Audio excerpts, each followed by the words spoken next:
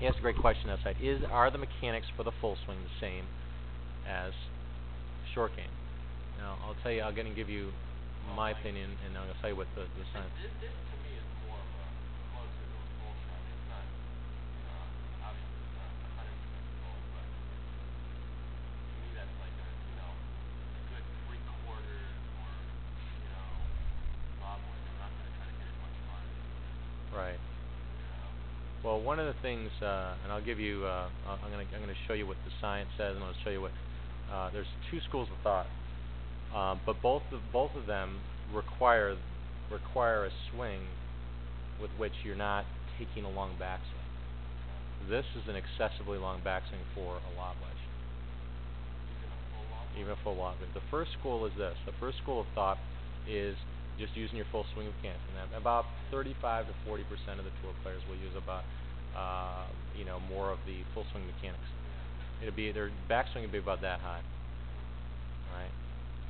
Yours is real super high for that type of shot. Even at full, you don't want to be quite that long. All right.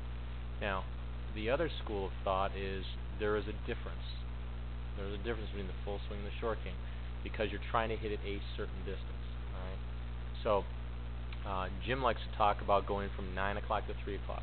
Very similar to what Pels talks about. Using the length of backswing and the length of follow through as reference points.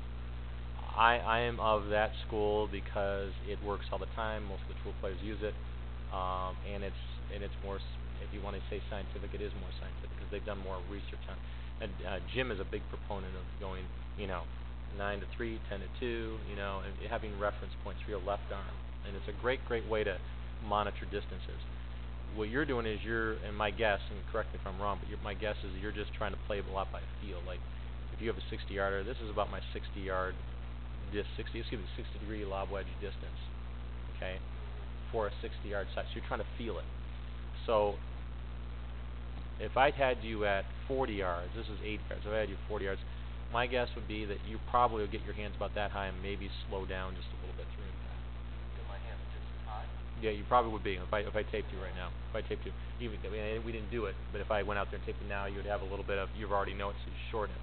But if I taped you at 40 yards, typically speaking, the average student, if I took you half the distance that you're hitting out there, your hands would still be this high, and you'll learn how to decelerate, and that's the flippiness that we talked about. So. Yeah, I've sort of done it probably both ways. There's times where I felt like there's times where I definitely tried to shorten the swing, and there's other times where I feel like when I make it short, I get too quick, and then I'm almost better being a little longer and slower. Well, the reason you're too quick is because of what we talked about the other day. That is the arms moving independently of the body. Okay. So we got to get everything moving and rotating together. So the head's moving just a little bit, but then you're trying to keep it back. Okay. So in the short game, okay, you're trying to control distance. It's not direction that's the concern here. You're trying to control distance, how far the ball travels. So the best way to do it, is just what we're talking about. The best way to do it is actually to use the bigger muscles. And let me show you what I mean. It's going to feel completely like more of a body swing, slower, together, but it's going to produce a predictable distance. So for you, my recommendation would be to do something different than your full swing. Okay, outside of your right wrist has to be flat, left wrist has to be bent. Because your full swing mechanics, you're going to want to compress the ball, which is, the first prong. Okay, if we're talking about left and right, because you want to produce the most power and accuracy together. What this is purely accuracy, distance control accuracy. Okay. All right. So the backswing's too short, so we're going to get the body to turn together with the arms. Excuse me, too long, too long. And as you're going through, we're going to actually get you to concentrate on a longer follow through with this in mind. Straightening the right knee. Okay. So it's going to feel like you're connected here, connected here, connected here, all the way through. Your arms to your chest. It is, like I said, I'm going to reiterate the tape here. It's going to feel much slower. Okay, it's going to feel much slower. It's going to feel less powerful, but you're going to have complete control of your body and the speed of your body. And that's what we're trying to accomplish here. Now let's take a look at it down the line here. Let's see. You don't find too many tour players that'll have this super long swing with the unless they're trying to hit a super high shot around the greens, like a lob shot. Take a super long swing because you want to get underneath it. You want all that speed with a lot of loft. Now this right here. Now you're not going to have to, the cocking it will set everything up. I don't think you should cock it up with the short game shove. No. On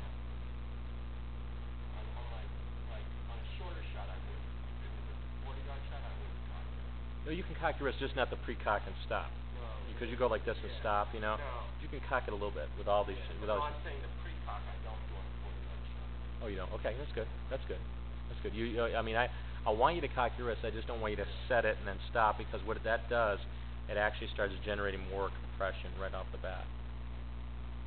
I want this more of a motion swing, because you'll be. I want you to cock the wrist. It's just hard to. I get it here because it's a pretty full swing for me. Sure. On 80 yards.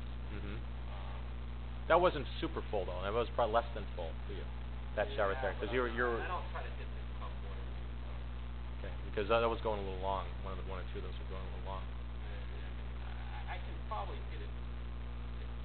I could hit it 90 yards. Mhm. But yeah. I mean, realistically, I like it like 75 yards.